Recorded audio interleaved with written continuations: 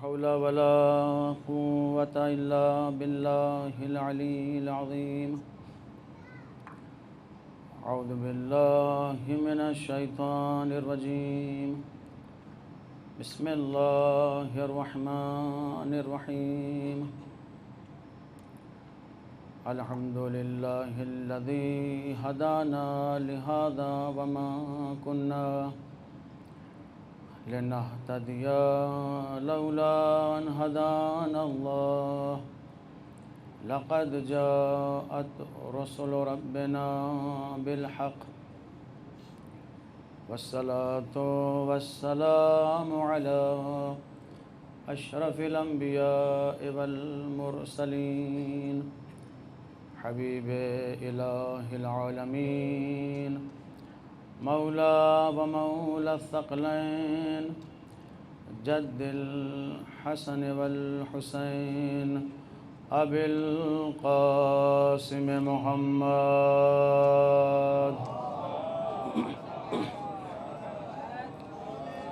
وعلى أهل بيته الطيبين الطاهرين المعصومين المظلومين ولعنة الله على أعدائهم أجمعين. أما بعد فقد قال الله تعالى وتبارك في محكم كتابه الكريم وهو أصدق الصادقين وقوله الحق بالحق. بسم الله الرحمن الرحيم. قال إني عبد الله آتاني الكتاب وجعلني نبيا. صلوات پڑھ دیں محمد.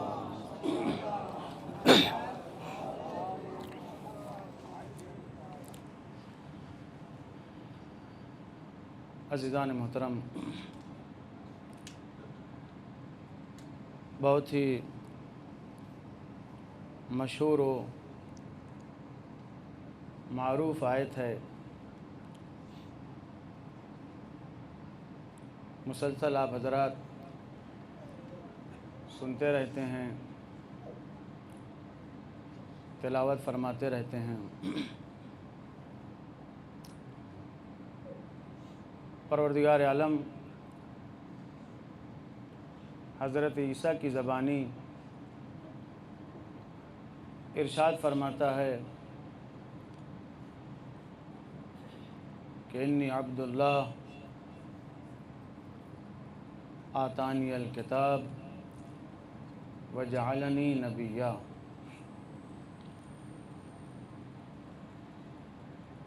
ارشاد فرماتا ہے جناب عیسیٰ کی زبانی کہ میں اللہ کا بندہ ہوں، اللہ نے مجھے کتاب دی ہے اور نبی بنایا ہے.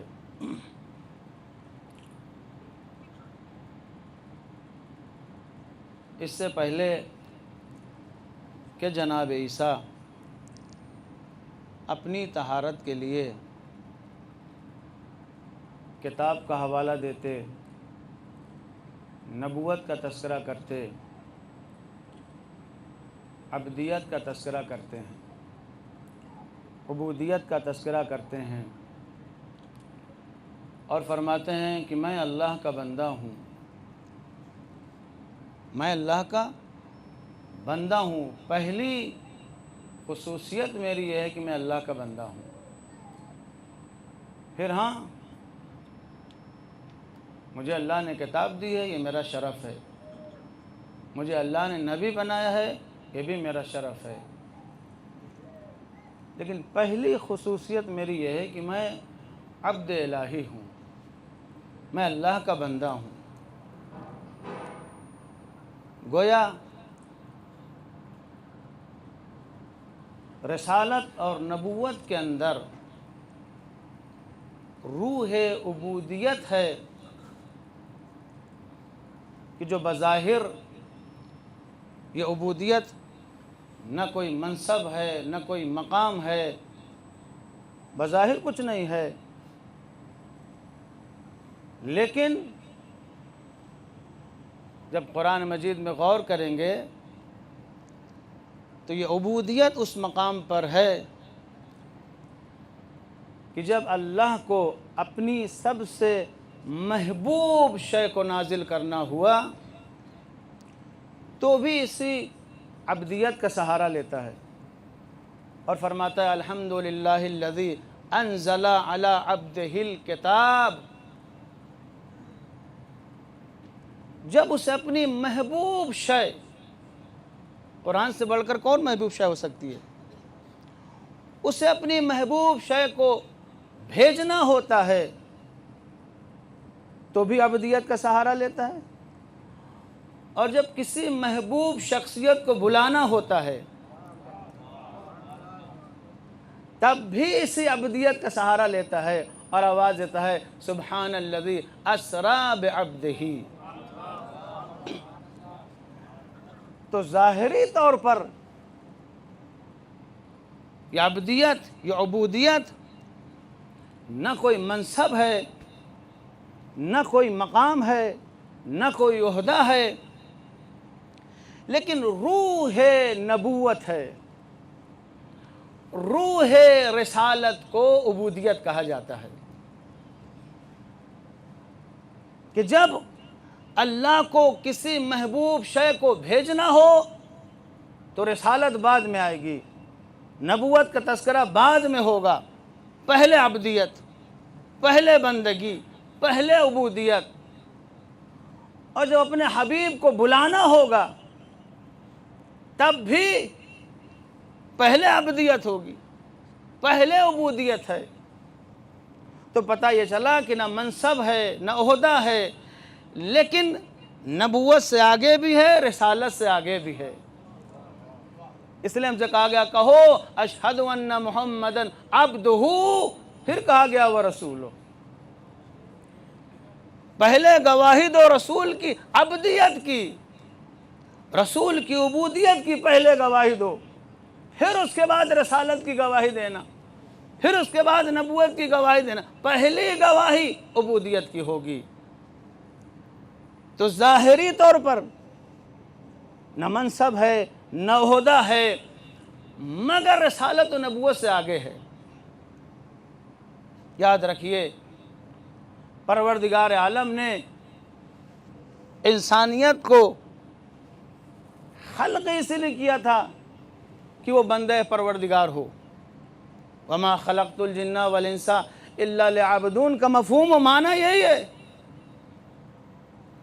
کہ اس لیے اللہ نے خلق کیا تاکہ اس کے بندے رہو، اس کی عبادت کرتے رہو۔ لیکن مسئلہ یہ ہے کہ جب اس نے خلق کیا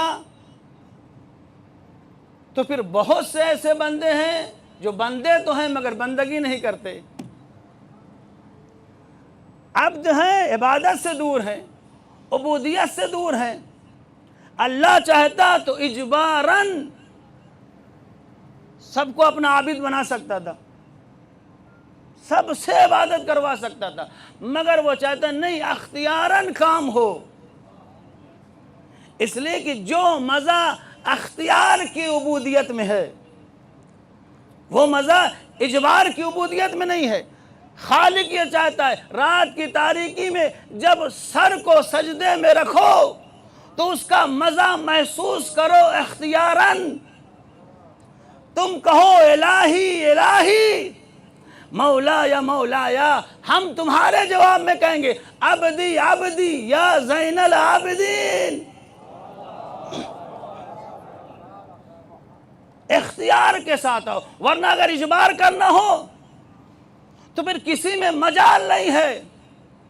اگر اللہ یہ چاہ جائے کہ تمہیں سجدہ کرنا ہے اس کے سامنے تو پھر کسی میں سرکشی کی مجال نہیں پائی جاتی ہے، کوئی سر پیچی نہیں کر سکتا ہے۔ قرآن کہتا ہے وَلِلَّهِ يَسْجُدُ مَنْ فِي السَّمَاوَاتِ وَالْأَرْضِ طَوْعًا وَكَرْهًا۔ من فی السماوات، آپ بہتر جانتے ہیں، من اور ماں کا فرق سمجھتے ہیں۔ کہ ماں وہاں ہو سکتا ہے جہاں آپ کہہ دیجیے تکویناً عبادت ہوتی ہے، یہ ماں نہیں ہے، من ہے۔ من یعنی ذوی العقول۔ اللہ فرماتا ہے للہ یسجد من فی السماوات والارض طوعا وکرہا، یہیں تک بات ہوتی تو مسئلہ ختم ہو جاتا۔ آیت آگے بڑھتی ہے اور اللہ فرماتا ہے وَظِلَالُهُمْ بِالْغُدُوِّ وَالْآصَالِ، تم کیا ہو؟ اگر ہم چاہ جائیں تو تمہارے سائے بھی ہمارے سامنے سجدہ ریز ہوں گے۔ ہم چاہ جائیں تو تمہارے سائے بھی، تمہاری حیثیت کیا ہے؟ وَظِلَالُهُمْ بِالْغُدُوِّ وَالْآصَالِ، ان کے سائے بھی صبح اور شام ہمارے سامنے سجدہ کرتے ہیں۔ تو مسئلہ یہ نہیں ہے کہ اللہ کو عبودیت پسند ہے، مسئلہ یہ کہ عبودیت پسند ہے مگر اختیاراً پسند ہے، یا عبودیت پسند ہے۔ بندے تو سب ہیں، بندے تو سب ہیں، لیکن کمال یہ ہے کہ وہ کسے اپنا بندہ کہے۔ بندہ تو سب ہے اجباراً، سبھی بندے ہیں، کمال یہ ہے کہ وہ کسے اپنا بندہ کہے۔ یہ ایک بہت بڑی بات ہے۔ اب آپ تاریخ میں دیکھیے کہ اللہ نے کسے اپنا بندہ کہا ہے۔ اجباراً بندہ ہونا اور ہے، اتخاذاً کسی کو بندہ بنا لینا اور ہے۔ اخذ کر لینا بندگی کے لیے یہ الگ مسئلہ ہے۔ تو پروردگار عالم کو پسند ہے لیکن اجباراً نہیں، اختیاراً پسند ہے۔ اسی لیے اس کی عظمت و اہمیت کو مد نظر رکھتے ہوئے جناب عیسیٰ نے کہا خبردار تہمت نہ لگانا، میں اللہ کا بندہ ہوں۔ پتہ یہ چلا کہ عبودیت اور عبدیت اس مقام پر ہے کہ جہاں انسان تہمت مادری کو بچا سکتا ہے اپنی اس عبودیت کے ذریعے سے، اس عصمت کو ثابت کر سکتا ہے اپنی عبودیت کے ذریعے سے۔ تو پروردگار عالم نے یہ چاہا لیکن اختیاراً چاہا کہ سارے کے سارے بندے اس کے سامنے سجدہ کریں، اس کی عبادت کریں، مگر اختیاراً ہو، اجباراً نہ ہونے پائے۔ اب آپ آئیے، جب پروردگار عالم اپنے ان اختیاری عابدین کا تذکرہ کرتا ہے، ساجدین کا تذکرہ کرتا ہے، تو کیا کہتا ہے؟ ارشاد فرماتا ہے وَإِذَا تُتْلَى عَلَيْهُمْ آیات الرحمن خروا سجدا۔ یہ ساجدین و عابدین کی تعریف اللہ کر رہا ہے کہ جب ان کے اوپر آیات رحمان کی تلاوت کی جاتی ہے تو یہ سب سجدے میں گر جاتے ہیں۔ یہ کون ہیں؟ کا ساجدین ہیں۔ جب ان کے اوپر آیات الہی کی تلاوت کی جاتی ہے تو یہ سب کے سب سجدے میں گر جاتے ہیں۔ غور کیا آپ نے؟ سجدے میں جانے کے لیے آیات الہی کی ضرورت ہو، یہ قرآنی ساجدین ہیں۔ ہم نے اور بھی ساجدین کو دیکھا جہاں آیت کی تلاوت کی ضرورت نہیں ہے، ذرا سی نعمت ملی تو سجدہ، ذرا سی خوشی ملی تو سجدہ، ذرا سی خوشی ملی تو سجدہ، نہیں ذرا سا غم لاحق ہوا تو سجدہ، ذرا سا اندوہ پیدا ہوا تو سجدہ، ذرا سی مشکلات درپیش ہوئی تو سجدہ، مسلح پر ہیں تو سجدہ، پشت ناکہ پر ہیں تو سجدہ، جلے ہوئے خیمے کی راکھ پر ہیں تو سجدہ۔ یہ وہ ہیں کہ جن کے لیے کہا جاتا ہے کہ جب آیات الہی کی تلاوت ہو تو سجدہ کرتے ہیں، مگر کچھ ایسے ساجدین ہیں جنہیں بہانہ تلاشنا ہوتا ہے، کچھ تو ہو، خوشی ملے گی تو سجدہ کریں گے، غم ملے گا تو سجدہ کریں گے۔ جب انسان اس مقام پر پہنچ جاتا ہے تب سید الساجدین کہلاتا ہے، زین العابدین کہلاتا ہے۔ صلوات پڑھ دے محمد و آل محمد پر۔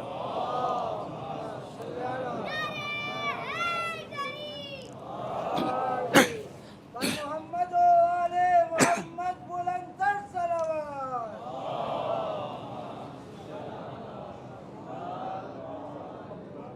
برائے خوشنودی امام زمان بلندتر صلوات۔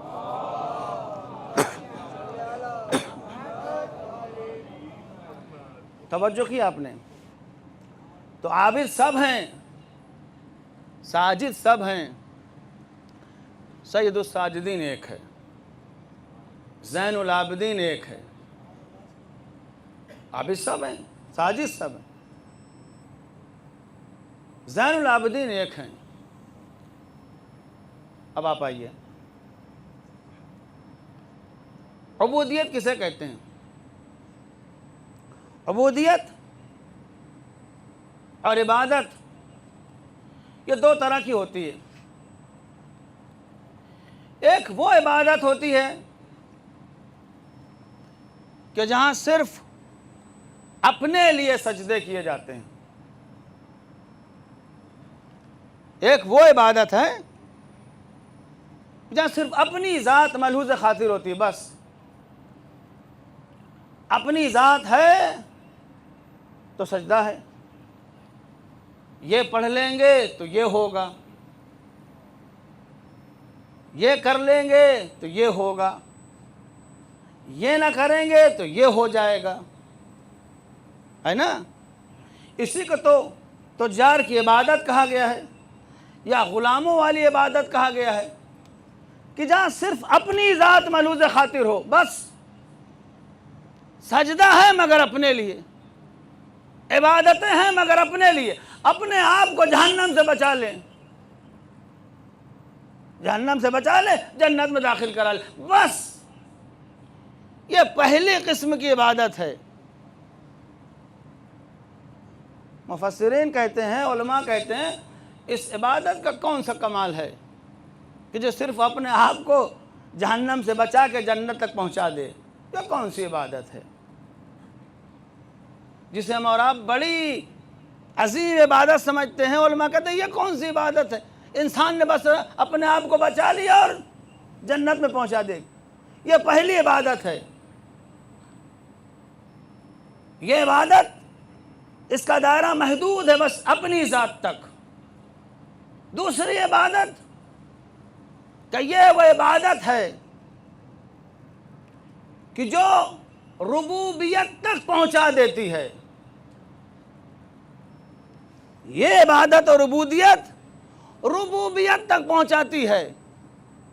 حدیث ہے، العبودیت جوہرۃ کنھہا الربوبیہ۔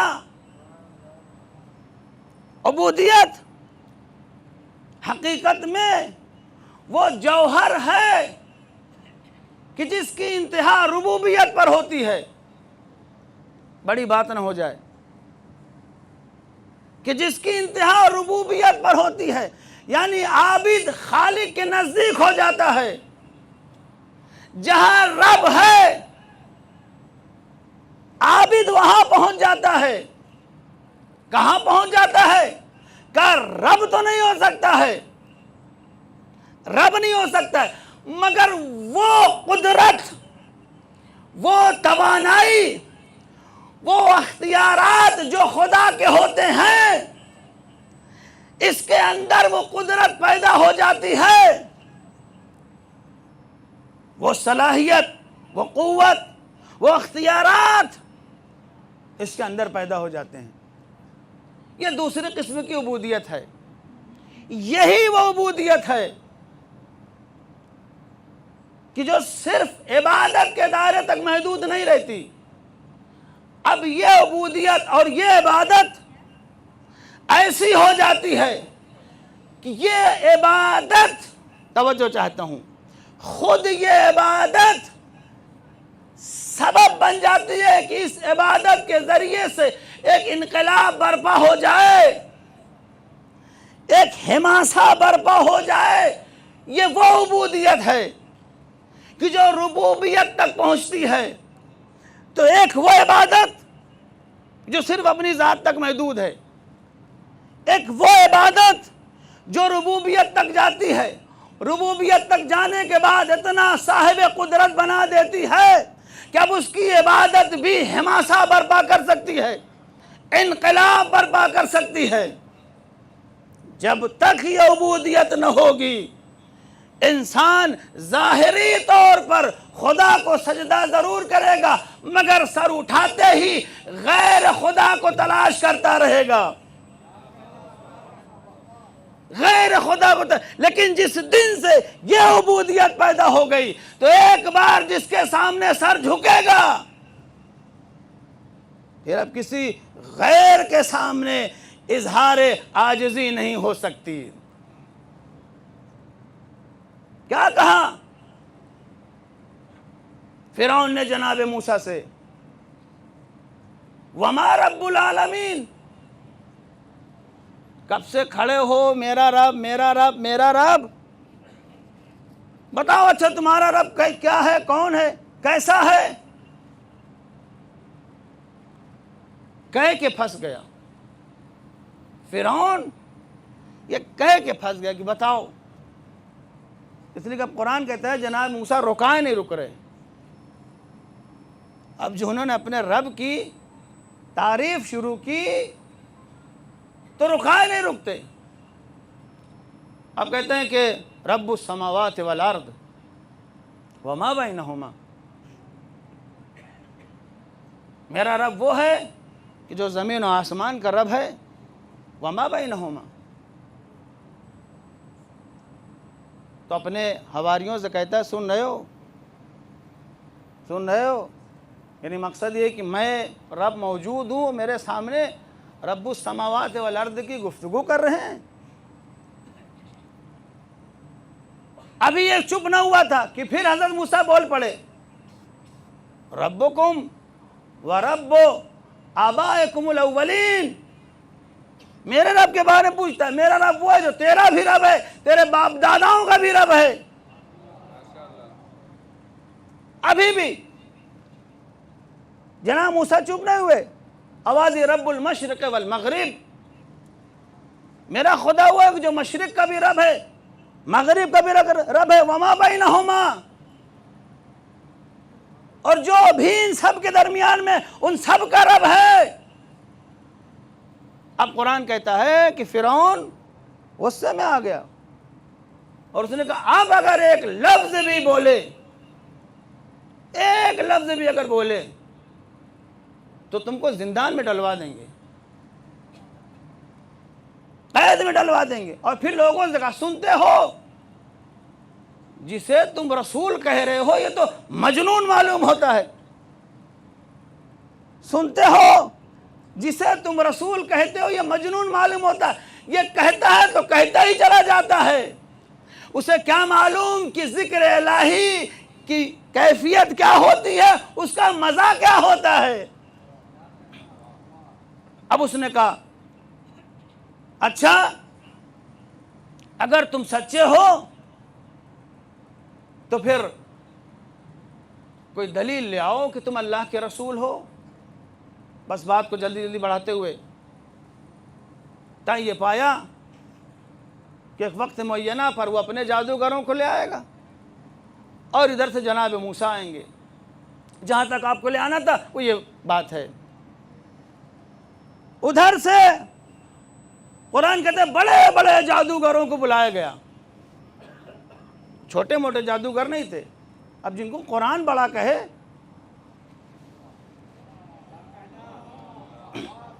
جن کو خود خدا بڑا کہہ رہا ہو تو ظاہر سی بات ہے کوئی چھوٹے موٹے تو نہیں ہوں گے۔ بڑے بڑے جادوگروں کو چھاٹ کے لایا گیا جناب موسیٰ کے مقابلے میں۔ یہ سوچا تھا یہ آئیں گے اور یہ اپنا جادو دکھائیں گے، یہ ایسے رہ جائیں گے اور شکست ہو جائے گی، بات ختم. لیکن مسئلہ یہاں الٹ گیا. جیسے ہی جادوگر آئے فَأَلْقَىٰ مُوسَىٰ عَصَاهُ، جناب موسیٰ نے اپنے عصا کو پھینکا. تو قرآن کہتا ہے ادھر عصا کو پھینکا فَأُلْقِيَ السَّحَرَةُ سَاجِدِينَ، فَأُلْقِيَ السَّحَرَةُ سَاجِدِينَ. یہ جتنے جادوگران آئے تھے جن کو قرآن نے عظیم جادوگر کہا تھا، فَأُلْقِيَ السَّحَرَةُ سَاجِدِينَ، سب کے سب سجدے میں چلے گئے. قَالُوا آمَنَّا بِرَبِّ الْعَالَمِينَ، کہتے ہم رب العالمین پر ایمان لے آئے. توجہ، سجدے میں گئے اور اظہار ایمان کیا،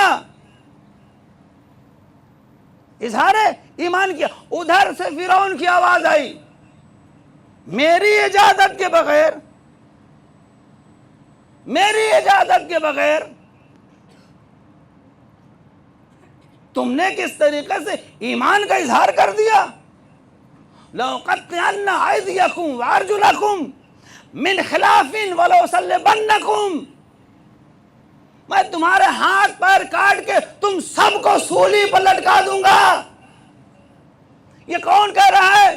فرعون جادوگروں سے کہہ رہا ہے. اب چونکہ جادوگر سجدہ کر چکے تھے، میں نے کہا عبودیت وہی عبودیت ہے کہ جس میں اتنی قوت مل جائے کہ اگر ایک بار سر جھک جائے تو اب کسی سے نہ ڈرے. تو اب چونکہ سجدہ کر چکے تھے، نڈر بن کے اٹھے. وہ قوت ملی سجدے سے، وہ قدرت ملی سجدے سے کہ جب آئے تھے تو ایسی قوت نہ تھی. قرآن نے آنے کی بھی منظر کشی کی ہے. جب آئے تھے تو سر جھکائے تھے، نگاہیں جھکی تھی. فرعون کی جلالت کا پورا ادب تھا. اس لیے آتے ہی کہا آئنہ لنا لأجرن. جب یہ آئے تو پورے ادب کے ساتھ آئے، ذرا بھی نظروں سے نظر نہیں ملتی ہے. اور کہا جو ہم کو اٹھوا کے لے آئے ہو ڈھونڈ ڈھونڈ کے، آئنہ لنا لأجرن ان کننا نحن الغالبین، اگر ہم موسیٰ پر غلبہ پا جائیں تو کچھ ہمیں ملے گا بھی. کیا بات ایسی الکی اٹھا لے آئے. اور کیا جب آئے تو ان سے یہ بھی وعدہ نہیں کیا کہ تم کو کچھ ملے گا. اتنا ڈرے سہمے تھے سب کے سب. کہتے ہیں اگر ہم غلبہ پا گئے تو کچھ ملے گا. نعم انکم اذا لمن المقربین، بالکل ملے گا، تم ہمارے نزدیکیوں میں سے ہو جاؤ گے.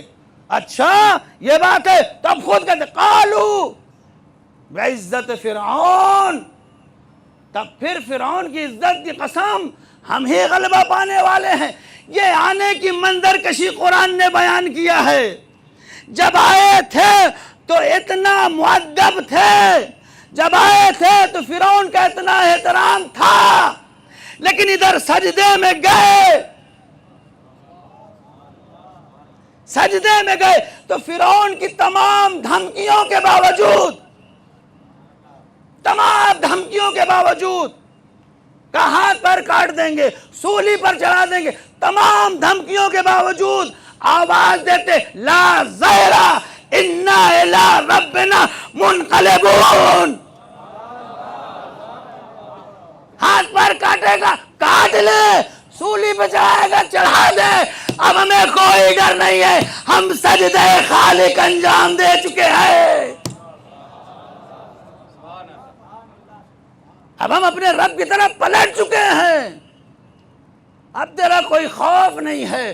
تو عبودیت صحیح معنوں میں وہی عبودیت ہے جو انسان کو اتنا نڈر بنا دے کہ جہاں بس اسے اپنا خالق نظر آئے دنیا پیچھے رہ جائے. ایک صلوات پڑھ دے محمد و آل محمد پر.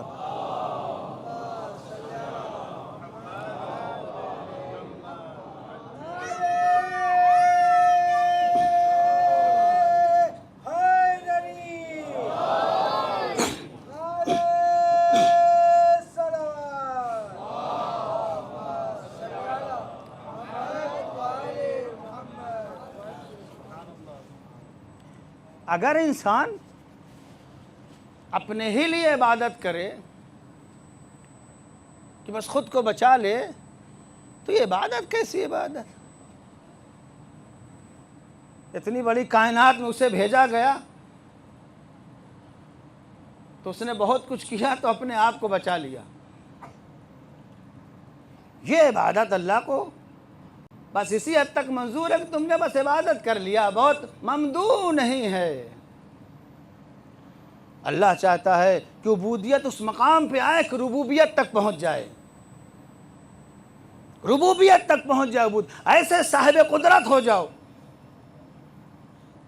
ایسی عبادت ہو تمہاری کہ تمہاری عبادت سے لوگ عابد بن جائیں،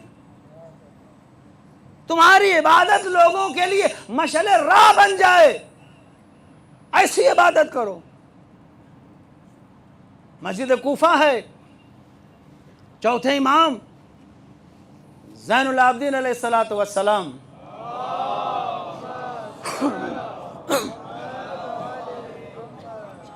مدینے سے تشریف لے آئے اپنے جد امام علی کی زیارت کے لیے. اس سے پہلے کی زیارت کے لیے جائے مسجد کوفہ تشریف لے آئے. اب چونکہ آپ بہتر جانتے ہیں، انشاءاللہ سب کو نصیب بھی ہو پھر بہت جلد، کہ یہاں دو وہاں دو وہاں دو وہاں دو، دو دو رکعت پڑھتے رہ جائیے. یہ مسجد کوفہ ہے اور ہم جیسوں کو کیا کہنا، 2 پڑھتے ہیں 8 حساب کر لیتے ہیں، 8 پڑھتے ہیں 16 حساب کرتے ہیں. اپنا تو حساب کتاب بڑھیا چلتا ہے، مگر وہ زین العابدین ہے، وہ سید الساجدین ہے، ان کے یہ حساب نہیں ہونے والا. اب جو انہوں نے مسجد کوفہ میں کوفے کے اعمال انجام دینے شروع کیے اور 2 کر کے پڑھنا شروع کیا، تو ابو حمزہ سمالی جو اب تک چوتھے امام کو نہ جانتے تھے یہ کون ہے، بالکل نہیں جانتے تھے. اس لیے تاریخ نے لکھا کہ جب امام کی عبادت کو دیکھا تو بغل دستی سے پوچھا کہ کون ہے جس کی عبادت سے مسجد کے در و دیوار عبادت کر رہے ہیں، جس کی عبادت کے سبب مسجد کے ذرے ذرے تسبیح پڑھ رہے ہیں، یہ کون عابد ہے، یہ کون عبادت گزار ہے؟ وہ کہتا ہے نہیں پہچانتے، یہ علی ابن الحسین ہے، یہ علی ابن الحسین ہے. اعمال ختم ہوئے، دوڑے دوڑے امام کی خدمت میں گئے. فرزند رسول کچھ دیر اپنے ساتھ رکھ لیجئے. کہا چاہو ہم اپنے جد کی زیارت کے لیے چلتے ہیں. لے گئے صحرا میں جسے آج نجف کہا جاتا ہے. وہاں عبادت ہوئی، زیارت ہوئی، اور اب یہ وہ 2 رکعتیں نماز تھی زین العابدین کی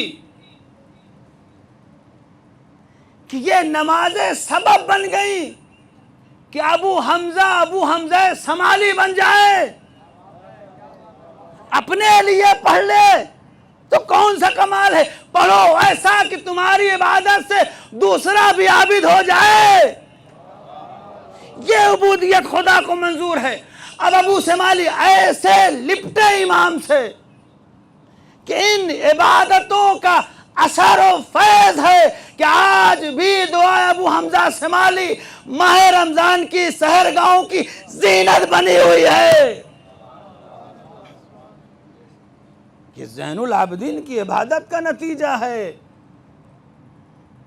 یہ ان کے سجدوں کا نتیجہ ہے. اللہ کہتا بے شک عبادت سب کرتے ہیں، عبودیت سب کرتے ہیں، مگر فرق ہے. وہ عبودیت خدا کو مطلوب ہے جو اپنی ذات سے باہر نکل جائے اور وہ انقلاب برپا کر دے. خود عبودیت، خود عبادت انقلاب برپا کر دے. ایسی نماز ہو کہ ایک حماسہ پیدا ہو جائے، ایسی عبادت ہو کہ انقلاب کے آثار ظاہر ہو جائیں. اور ہم نے دیکھا ہے، ایسی عبادتوں کو ہم نے دیکھا ہے. مامون کے فرشتوں نے بھی نہیں سوچا تھا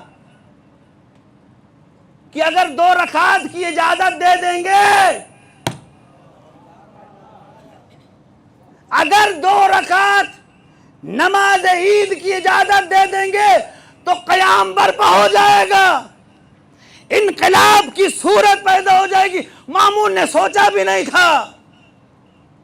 اللہ کو ایسی عبادت پسند ہے کہ تمہاری عبادت سے انقلاب پیدا ہو جائے. مامون نے اجازت تو کیا اصرار بھی کیا، آپ پڑھا دیجئے اس بار. کیوں؟ اس لیے کہ اگر یہ نماز پڑھا دیں گے تو اس بات کا لوگوں کو یقین پیدا ہو جائے گا کہ دھیرے دھیرے یہ بھی ولی عہدی کو قبول کر رہے ہیں. امام نے منع کیا مگر اصرار بڑھا. تو اب جو عبادت اپنے لیے ہوتی ہے، توجہ، جو عبادت اپنی ذات تک کے لیے ہوتی ہے وہ کسی بھی حال میں ہو جاتی ہے. کسی بھی حال میں وہ اٹھے، وضو کیا، وہ کھڑے ہو گئے، چونکہ اپنے لیے تو ہے. لیکن جب عبودیت اس مقام پر ہو کہ بظاہر 2 رکعت نماز ہے مگر انقلاب برپا کر سکتی ہے، تو پھر ضروری تھا کہ سر پہ امامِ رسول کو باندھا جائے، کمر میں علی کے پٹکے کو باندھا جائے، ہاتھ میں عصائے موسیٰ لیا جائے، برہنہ چلا جائے، اور اس انداز سے تکبیر کہتے ہوئے نکلے کہ پورے مرو کی گلی اور کوچوں میں سب کی زبان پر ایک آواز ہو، اللہ اکبر ہو، اللہ اکبر علی ما ہدانا. یہ کیسے ہوا؟ 2 ہی رکعت نماز تھی. اس لیے اب تک جو عید کی نماز پڑھائی جا رہی تھی اس کا انداز بدلا تھا. مجلل لباس ہوتے تھے، مجلل سواریاں ہوتی تھیں، نہ کوئی سواری سے اترتا تھا. لاہو لشکر کے ساتھ خلیفہ آتا تھا اور آنے کے بعد 2 رکعت پڑھی اور چلے گئے. 2 رکعت وہ بھی ہے جو اپنی ذات کے لیے ہے، 2 رکعت یہ بھی ہے اپنی ذات کے لیے نہیں ہے. حماسہ برپا کرنے والی یہ 2 رکعت ہے، انقلاب برپا کرنے والی یہ 2 رکعت نماز ہے.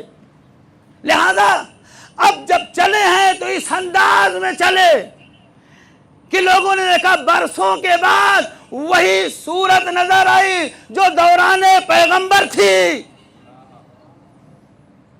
لہذا تاریخ نے لکھا کہ وہ سربراہان مامون کے، وہ کمانڈر کہ جو مجلل سواریوں پر آئے تھے، جب امام کو اس صورت میں دیکھا تو فوراً اپنے آپ کو سواری سے گرا دیا اور جوتوں کے تسمے کو کھولنے لگے.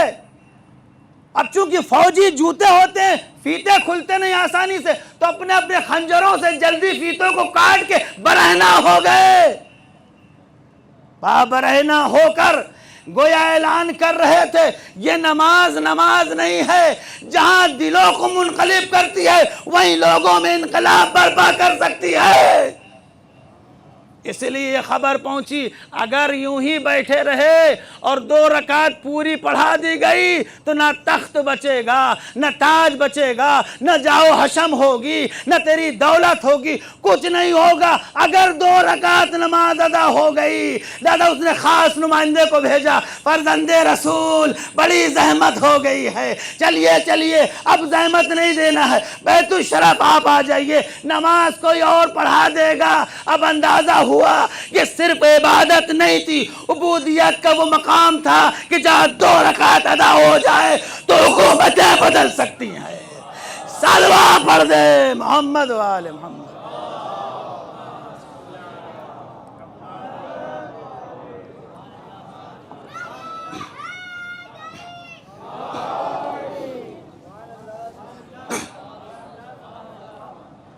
عبادت اور عبودیت بے شک اللہ نے خلق کیا ہے، مگر وہ عبادت نہیں ہے جو صرف اپنے کے لیے ہو، اپنے بچ جائیں، یہ پڑھ لیا جائے تو یہ مل جائے گا، وہ پڑھ لیا جائے تو وہ مل جائے گا، یہ نہیں کریں گے تو وہاں پھینک دیے جائیں گے۔ یہ کمال عبودیت نہیں ہے۔ کمال عبودیت یہ ہے کہ انسان عبودیت کی اس حقیقت پر پہنچ جائے، توجہ، انسان عبودیت کی اس حقیقت پر پہنچ جائے کہ جہاں اب اسے ضرورت نہ ہو کہ وہ خود جا کر حجر اسود کا بوسہ لے۔ انسان عبودیت کی اس حقیقت پر پہنچ جائے کہ اب استعلام کے لیے ضروری نہ ہو کہ وہ خود جائے حجر اسود کا بوسہ لے، بلکہ اگر نہ جا سکے تو حجر اسود اپنی جگہ سے اٹھے اور قدم بوسی کرے۔ آپ کے پیش نظر وہ فرزدق کا معروف قصیدہ ہوگا کہ جب ہشام ابن عبد الملک حج کے ارادے سے مدینہ آیا، مکہ آیا، اور سارے ارکان کو انجام دینے کے بعد چاہا کہ حجر اسود کا بوسہ لے لیں، اتنا مجمع تھا۔ اگرچہ بھائی ہے ولید ابن عبد الملک کا، ولید حاکم وقت ہے، پورے جاہو جلال کے ساتھ آیا تھا، مگر مجمع نے اجازت نہ دیا، مجبور ہوئے کہ سرکار کے لیے ایک منبر لگا دیا جائے اور اسے بٹھا دیا جائے کہ آپ یہیں سے زیارت کر لیجئے۔ اب ظاہر سی بات ہے کہ جب اسے اجازت نہ ملے، اسے موقع نہ ملے، اب اس بیچ کسی کو موقع مل جائے، اس بیچ کسی کو موقع مل جائے تو قیامت ہے۔ دیکھا لوگوں نے کہ ایک جوان ظاہر ہوا، بڑے ہی ادب و احترام کے ساتھ، بڑے ہی وقار و سکینہ کے ساتھ، جیسے جیسے وہ بڑھتا ہے مجمع کائی کے جیسے پھٹتا چلا جاتا ہے۔ آتا ہے اور آنے کے بعد بوسہ لیتا ہے جوان، واپس چلا جاتا ہے۔ شامیوں نے، چونکہ شام سے آیا تھا شامیوں نے شام سے پوچھ لیا یہ کون ہے بھائی؟ یہ کون ہے؟ سوال نہیں تھا، توجہ چاہتا ہوں، یہ سوال نہیں تھا حشام پر، حشام کے لیے، بلکہ ایک تانا تھا حشام کے اوپر کہ تجھ کو مجمع نے موقع نہ دیا کہ حجر اسود کا بوسہ لے لے، اور یہ کون ہے کہ اس جوان کو مجمع نے اجازت دیا، موقع دیا، یہ حجر اسود کا بوسہ لے کے چلا جائے۔ اب آپ کے سامنے تاریخ جلدی جلدی بیان کرتا ہوں۔ فوراً شام نے کہا ما عارفو، میں نہیں جانتا یہ کون ہے۔ قیامت ہو گئی۔ خوب جانتا تھا، تجاہل عارفانہ سے کام لے رہا تھا، خوب جانتا تھا۔ لہذا جیسے کہا نہیں جانتا، وہ جو درباری شاعر تھا جسے فرزدق کہا، اس نے کہا تم نہیں جانتے، اور نہیں جانتے تو نہ جانو، نہ تمہارے جاننے سے اس کی فضیلت میں اضافہ ہونے والا ہے، نہ تمہارے نہ جاننے سے اس کے فضائل میں کمی ہونے والی ہے۔ تو جانے یا نہ جانے، اس کو تو حل و حرم پہچانتے ہیں، سرزمین بطحا پہچانتی ہے۔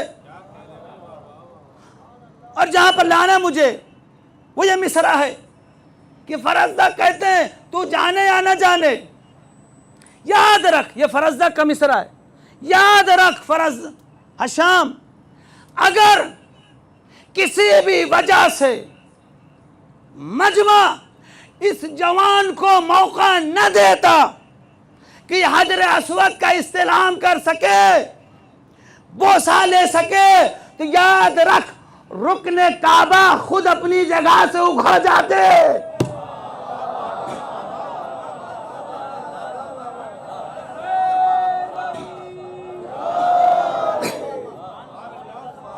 اپنی جگہ سے قدم بوسی کے لیے بڑھ جاتے، اور حجر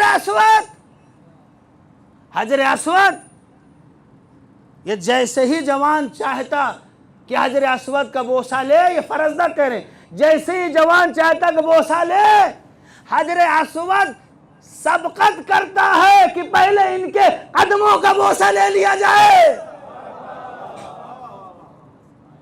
پہلے ان کے ہاتھوں کا استلام کیا جائے، ان کے ہاتھوں کا بوسہ لے لیا جائے۔ تو کیا جانتا ہے یہ زین العابدین ہیں، یہ سید الساجدین ہیں۔ عزیزان محترم، یہ عبودیت تھی کہ اس منزل پر پہنچی کہ اب اسے استلام کی ضرورت نہیں ہے، اسے طواف کی ضرورت نہیں ہے، اسے منی میں قربانی کی ضرورت نہیں ہے، اسے عرفات میں ٹھہرنے کی ضرورت نہیں ہے، کہ مصر کی حقیقت عبودیت تک پہنچ چکا ہے۔ اب اسے ضرورت نہیں ہے کہ منی میں رکے، قربانی کرے، عرفات میں جائے، مزدلفہ میں جائے، بالکل نہیں، کوئی ضرورت نہیں ہے۔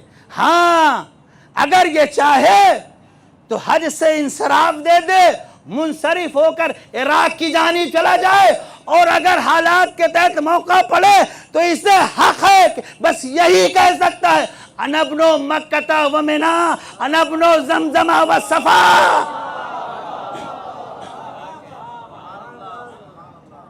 کسی اور کو حق نہیں ہے، اس لیے کہ کن ہے عبودیت تک پہنچ چکا ہے۔ تم کیا کرو گے؟ تم بہت زیادہ کرو گے، جا کے منی میں جانور کو قربان کر دو گے۔ اس نے 72 عزیزوں کو قربان کیا ہے۔ سید سجاد کا مقابلہ کر پاؤ گے؟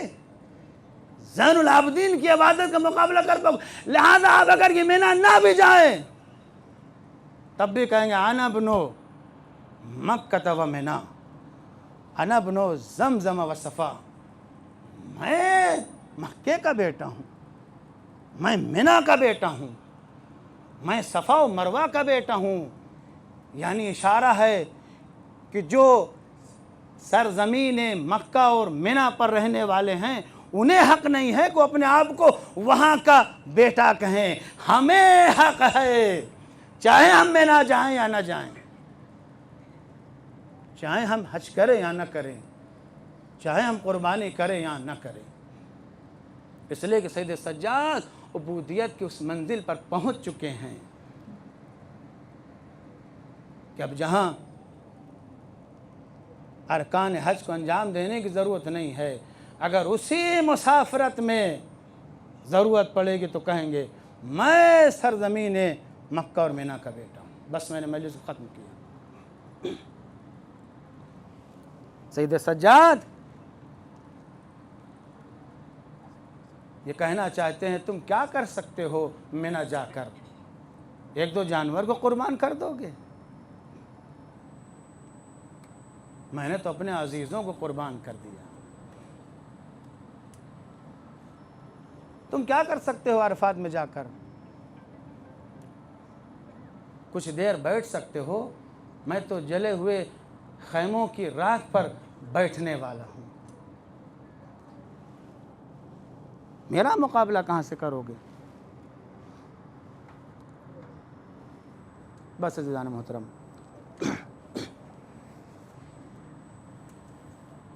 सैयद सज्जाद गरीब करबला हैं। इमाम हुसैन की गुर्बत अपनी जगह पर है, मगर इंसाफ से बताइए, इंसाफ से बताइए कि एक मुजाहिद की सबसे बड़ी आरज़ू क्या होती है? यही तो होती है कि मैदान में जाए, लड़े मारे और मर जाए। इमाम हुसैन ने यही किया और बड़ी बहादुरी से लड़े। जब तक जिंदा रहे अपने अजीज़ों का दाग उठाए रहे। उसके बाद बड़ी बहादुरी से लड़के शहीद हो गए। शान इमामत है जिसकी जलालत मुझे ये जुमला कहने नहीं दे रही है, मगर मेरे पास कोई ऐसे अल्फाज भी तो नहीं कि मैं अदा कर सकूं। वो हिस्सा करबला का जो ज़ाहिरन बड़ी शान वाला था, वो हुसैन के हिस्से में आया। मगर अल्लाह माफ़ करे, वो हिस्सा कि जो ज़िल्लतों भरा था, ज़ाहिरन ये इज़्ज़त तो नहीं है ना कि माएँ और बहनें बेरदा पीछे पीछे चलती हूँ। बेशक अहले बैत अज़ीज़ जहान हैं, इनसे बड़ा कौन अज़ीज़ है, मगर अज़ीज़ों ज़ाहिरी तौर पर ये हिस्सा सैयद सज्जाद की किस्मत में लिखा गया। अल्लाहु अकबर। अगर ये सख्त ना होता, ये सख्त ना होता तो सैयद सज्जाद साहिल के जवाब में बस यही कहते, हाँ हाँ करबला का मैदान जहाँ मेरा बाबा ज़िबा कर दिया गया, मेरे भाई को कत्ल कर दिया गया। मगर सैयद सज्जाद साहिल के जवाब में कहते हैं, जब पूछता है कौन सी मंजिल सबसे बड़ी सख्त थी, तो आवाज़ देते हैं अशाम अशाम अशाम अशाम अशाम अशाम अशाम। यहीं से इस बात का अंदाज़ा होता है कि सबसे बड़ा इम्तिहान अगर किसी का था तो वह सैयद सज्जाद का था, सैयद सज्जाद का था। इसलिए हमने इन्हें गरीब करबला कहा है। ये गरीब करबला हैं। जानते हैं कितने गरीब थे सैयद सज्जाद, कितने गरीब थे सैयद सज्जाद। खुद सैयद सज्जाद की ज़बानी सुनिए। सैयद सज्जाद कहते हैं, सैयद सज्जाद कहते हैं कि मैंने आखिर तक मैंने अपने बाबा को गले भी न लगाया। मुझे इतना मौका भी न मिला कि मैं अपने बाबा के गले लग जाऊं।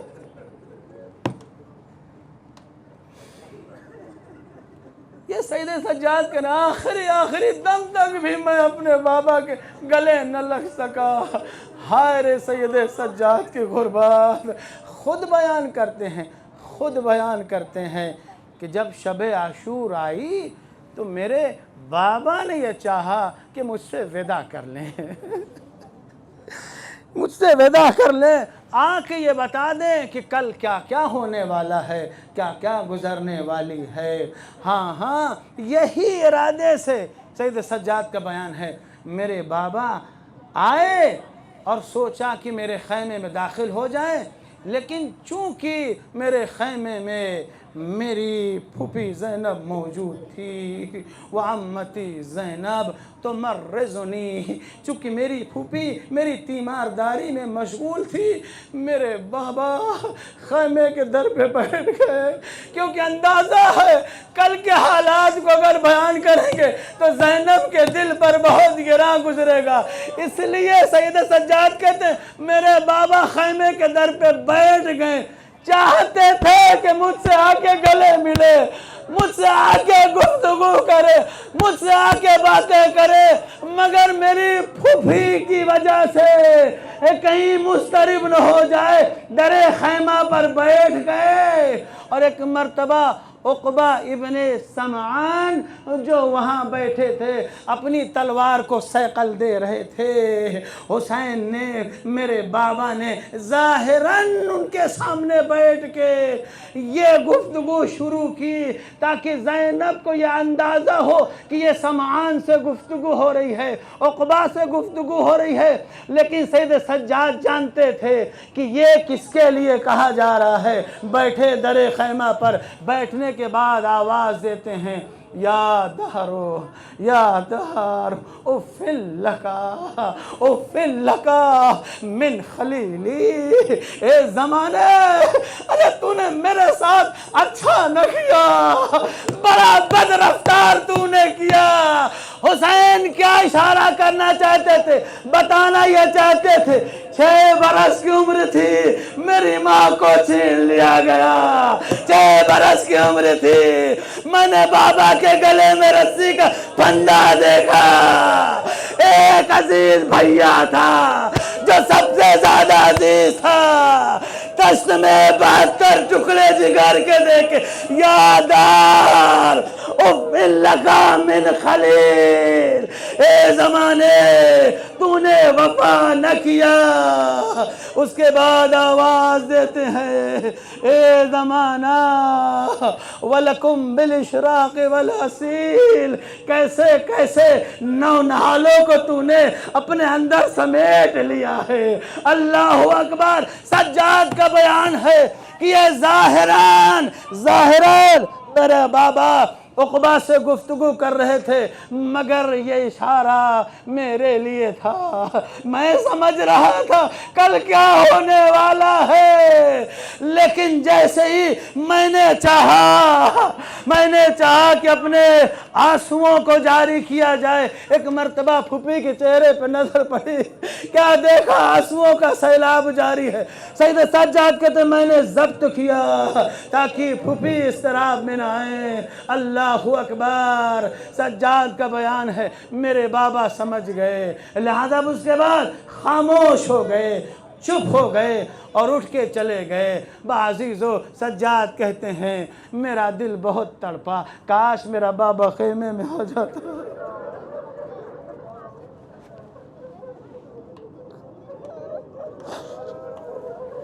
काश एक बार बाबा को दिल भर गले लगा लेते।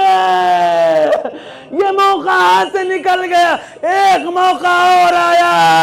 असरे आशूर, खून में लथपथ, सज्जाद के सराहने। सज्जाद ने कोशिश तो बड़ी की, मगर उठाए न उठा। बाबा लिटा के फिर चले गए।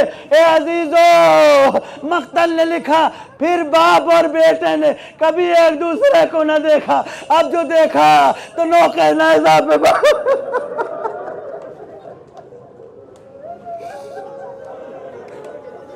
अरे सैयदे सज्जाद की गुर्बत। अरे अब जो देखा, गहगाही नजर पड़ती थी, नौके नेज़ा पे बाबा का सर है।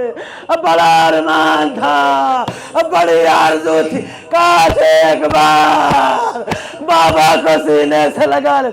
इसीलिए लिखा है, जब ये कारवां शाम पहुंचा, सैयदे सज्जाद के खुतबे ने इनकलाब बर्पा किया। यजीद मजबूर हुआ, आके कहता है, अच्छा बताओ तुम्हें क्या चाहिए, जो तुम्हारी ख्वाहिश हो वो बयान करो। जानते हैं पहली आरज़ू सैयद सज्जाद की क्या थी? पहली आरज़ू ये थी, जब यजीद ने कहा बताओ क्या चाहिए, क्या ख्वाहिश है, आवाज़ देते हैं, आतनी आतनी रासा सैयदी व मौलाई वाबिल हुसैन।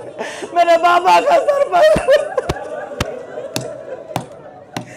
पहले मेरे बाबा का सर ला के दे दो, लिहाजा जामिन हो, ताकि एक बार सीने से लगा ले। ए बाबा,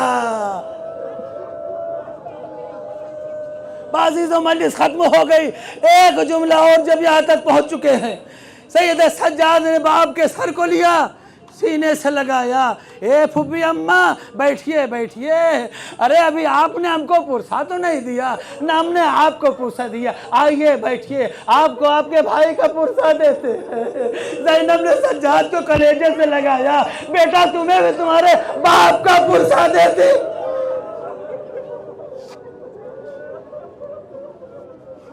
मजलिस खत्म हो गई।